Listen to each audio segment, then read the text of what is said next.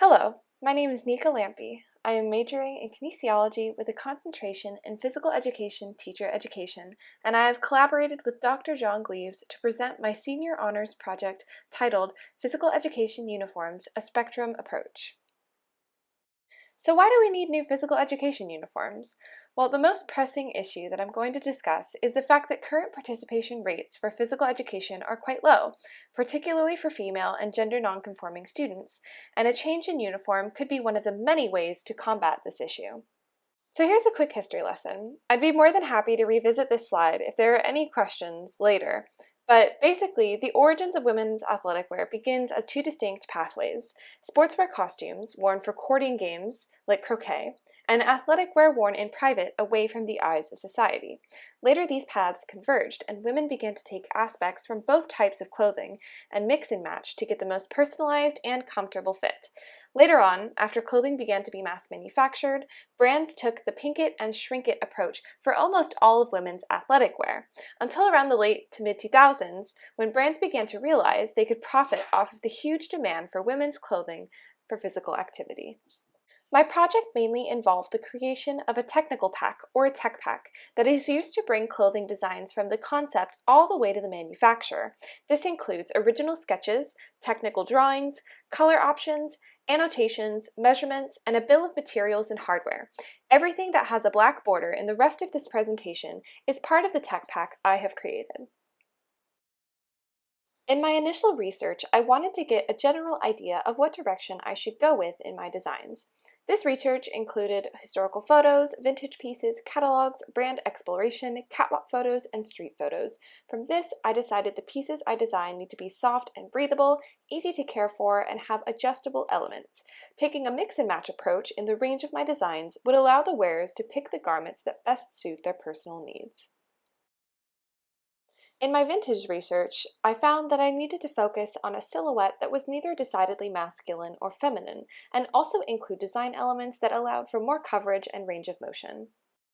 When looking at historical photos and catalogs, it is important to remember that there are many restrictions that made fully athletic wear outfits unattainable for many people. More accessible pieces, like bathing suits, were often used as a substitution in place of sports bras.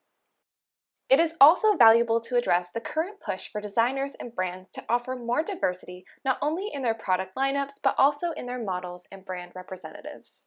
All of my research led me to these 5 key pieces which I would design my range to include: a long-sleeved top, full-length flared pants, a short-sleeved loose-fitting top with a sports bra insert, a mid-length skirt with built-in shorts, and mid-length flared shorts. My range is designed to not include the standard t-shirt and knee-length mesh shorts that most schools have adopted, as those can be included in the mix and match spectrum students can choose from, alongside my new designs. After the key items were decided, I collected photos from my research and used them as inspiration to design alternates for each piece in the range. And these are the final designs I chose from the alternate technical drawings for my range. I also designed some alternates with a sample school logo to give you an idea of what it would look like as the final product. I then created a sample color palette using Cal State University Fullerton's school colors with the Pantones included for the manufacturer. The next step in my design process was to bring my technical drawings to life as a mock-up. To do this, I needed a pattern. The software I used is called Seamly 2D. It allowed me to input body measurements and create pattern pieces for my designs. These were then cut out and taped together to have usable pattern pieces. What is a mock-up and why do we need to make one? A mock-up is an initial trial of the construction of the full garment using a cheaper cotton fabric, and it helps to determine fit issues and better represent the look of the technical drawings. These issues can be reflected by altering the pattern pieces in subsequent mock-up trials. First, I ironed out my fabric and cut pieces for each pattern piece. The fabric was then cut and important information was transferred from the pattern to the fabric. Then the sewing began. And here is what my first attempt, or mock-up 1, ended up looking like. Overall, the fit was too large, and I wanted to finish my seams for a more presentable mock-up the second time around. Here's a breakdown of the issues that needed to be addressed during the next trial. The sports bra insert for the top was much too short, and the short-sleeved top was too large. The skirt was a little on the longer side, and the insert shorts were much too small. The adjustments made to the bra top were adding 6 inches to the front and back, as well as lowering the armpit hole and adding a dart for better fit. For the top, I decided to take an inch off of the side seam under the armpit and taper that change down to the waist. The bottom hem of the skirt was increased from 1/2 inch to 1 inch.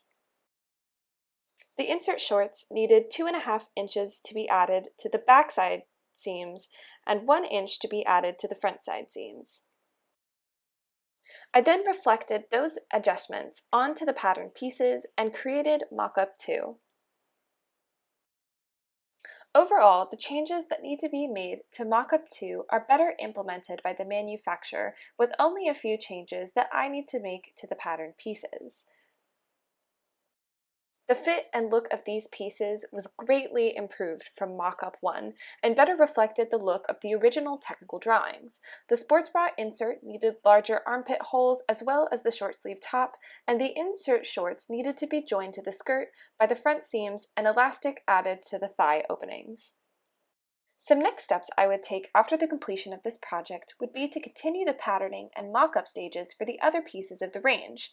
I would then take my samples and do some opinion testing and interviews with the target demographic. Some even further steps to take would be approaching a manufacturer to get samples that could be presented to local school boards and physical educators to discuss the implementation of the new uniforms at local schools.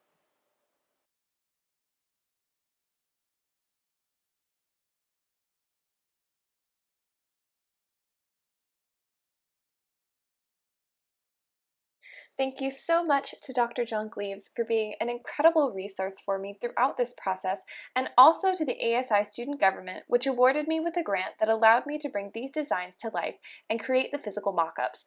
Thank you so much for listening, and I look forward to your questions.